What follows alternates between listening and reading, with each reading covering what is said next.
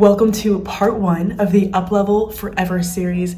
In this series, I'm going to be giving you guys tips where you can uplevel in every area of your life so that you can maximize your life and consistently feel in control of your future. In today's video, the first video of this series, I'm talking about identity. Identity is the foundation of really creating and changing your life. So I'm super excited about today's video. This is not going to be just mindset and manifestation. This involves actionable work, and at the end of every video I give you guys a list of actionable steps to take so that you know what to do in order to implement what I'm talking about in this series.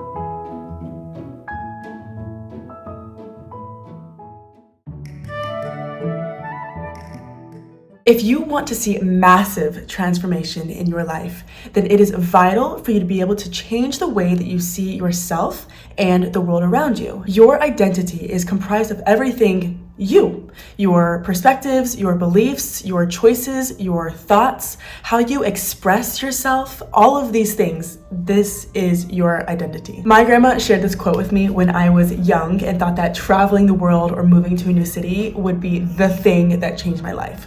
She said, wherever you go, there you are. And to me, that is just the most simply put way of describing why it is so important to change your identity before you can expect any sort of consistent or fundamental change in your life. No matter what success that you see in life, it is inevitable that there will always be problems, obstacles, or trials.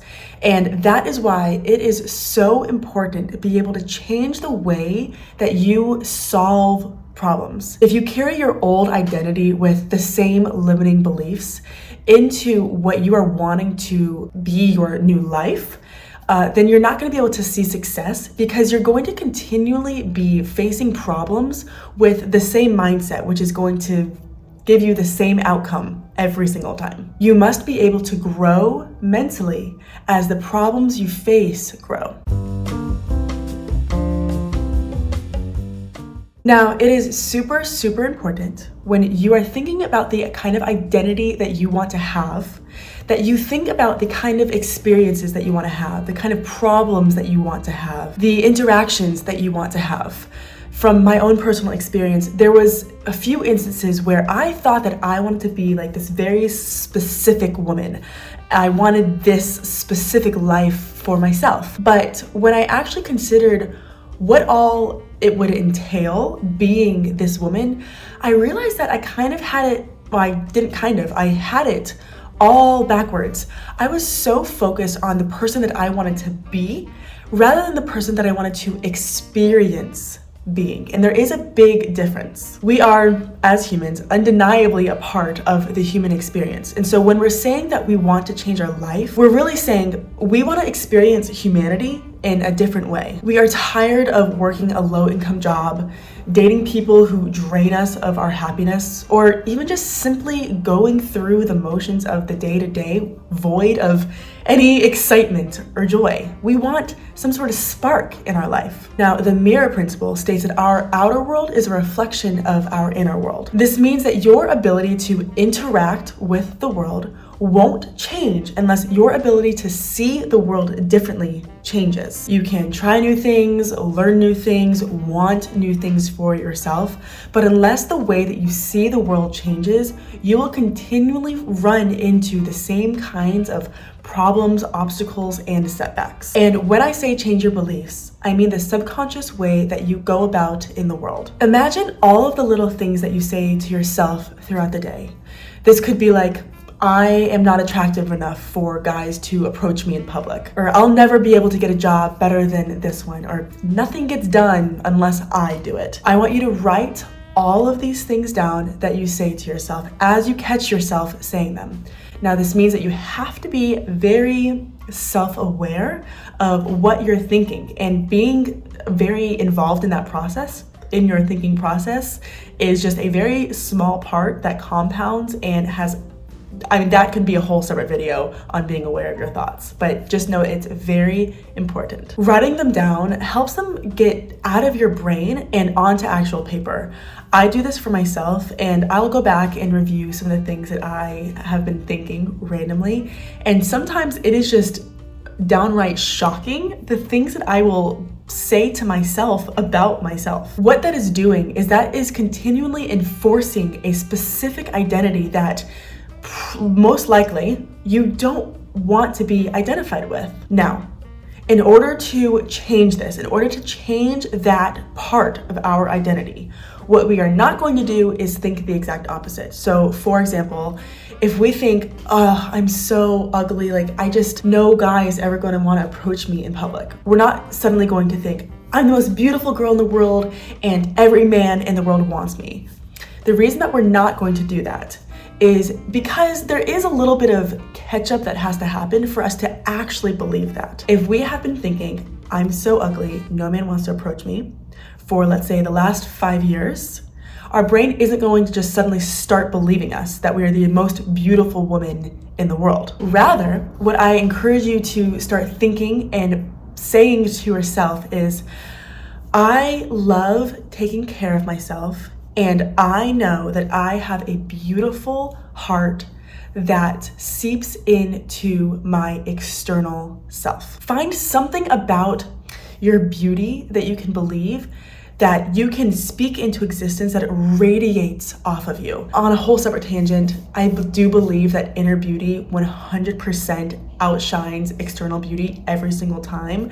Speaking to guys especially have said this to me, that it's better, high value men value a woman with a good heart more so than external appearances, as much as they do matter, but I'm getting off tangent. That's a whole nother video I can make. The point is that there is something beautiful about you, and that is what you're going to focus on and allow it to radiate into every single part of your body. So you see how it's not a black and white difference. Not we're saying I'm so ugly to I'm so beautiful. Rather, we're changing the way that we think about the world and how we interact with the world, which is something that we have immediate control over, and enforcing a belief about ourselves that turns out to be impossible to coexist with negative beliefs about ourselves. I hope I explained that well. Comment if you have any questions about that, or if you found that part confusing, because it's a very important part when it comes to changing your identity.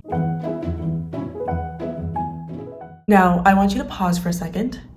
Deep breath in for 4 seconds. Hold for 4 seconds. And exhale for 4 seconds. Now, I want you to listen to what I'm saying very closely.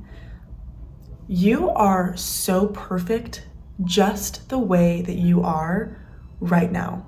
Nothing about you has to change, but you get to change because you want a better life for yourself and hopefully for the people around you too. Wanting to change your life is such an amazing thing, and I am so proud of you because it means that you believe that your current reality is not all that there is, and that you want to evolve and grow. So kudos to you. Now, in order to really change our identity, we have to be able to let go of old habits and people that do not serve us. Personally, whenever I know that I'm ready for an identity shift and I start taking the little steps towards becoming that new essence of a woman, I will start to be much more aware of situations and people who don't align with the woman that I want to become. I start to feel much more sensitive to things. This is an inevitable part of shedding your old skin, and it is a very vital part. It can be very difficult, but I want to encourage you that every person who has ever gone through a major identity shift and transformed their lives has quite honestly lost friends and sometimes lost connection with family members who want to enforce their old identity into them. Now, this does not have to do just with situations and people. You are not quite off the hook here. I also want you to think about old beliefs and habits that might be holding you back. Things like overspending, not taking care of your belongings, talking poorly about other people, or not being able to be corrected. When you remove the old, you are able to make room for these new habits that benefit you. Of course, transforming your identity does not happen overnight. Once you take the time to envision who you want to become, in order to build momentum, you must start acting as if you are already her. What does she do in the morning? How does she spend her evenings? How does she act around crowds? What does she listen to or watch? Nothing changes if nothing changes. So before you begin to see the physical manifestation of the identity that you want, you first have to believe in your mind that it is truly possible to achieve and show the universe that you are taking the steps necessary in order to become the person that you want to be. In my experience, faking it till I make it has opened doors for me in ways that I never could have imagined. I have made connections and met people by pretending to be the person that I wanted to become that I never would have met otherwise, and it started to build so much momentum for me. It was crazy. Make this fun. It's like you're trying out a new life, but it's eventually going to be yours. Get comfortable with reacting differently, thinking differently, acting differently until you're not even acting anymore. Now, changing your identity is no small thing. It is the process of compounding millions of tiny little moments. The best part is that you have subconsciously been doing this your whole life. I mean, think about it. You are not the same person that you were when you were 8 years old. You are an entirely new person. The only difference is that now you are making a conscious decision about the person that you want to become. Your action steps for this video are: 1, learn about the mirror principle. Do a little bit of research about what it is and how it affects you. 2, create a very, very clear vision about the person that you want to become. I want you to think of everything: how they think, how they act, their habits, how they interact with family members and friends. What kind of problems do they have? How do they deal with emotional turmoil? Literally write everything about this person down. 3, based off of the person that you want to become, write down 15 things that you are currently doing in your current life that do not serve or that your new identity does not do. 4, begin writing down your thoughts that you are thinking about yourself. I recommend carrying a little Moleskine journal around. You can find one on Amazon. Just carry it around with you, and whenever you find yourself thinking a negative thought about yourself, write it down. And lastly, pretend like you are this new person, cosplay as this person when you are out about in public, and make it fun. This should be a very enjoyable and non-stressful experience. I am super excited for this series and being able to connect with you guys as you begin up-leveling your lives. We're talking about everything from mindset, stoic principles, up curating a wardrobe for yourself that you love wearing, financial stability. I mean, we are covering it all, and I'm really, really excited to do it with you guys. I am so proud of you for taking this step. I will see you in the next video. Bye.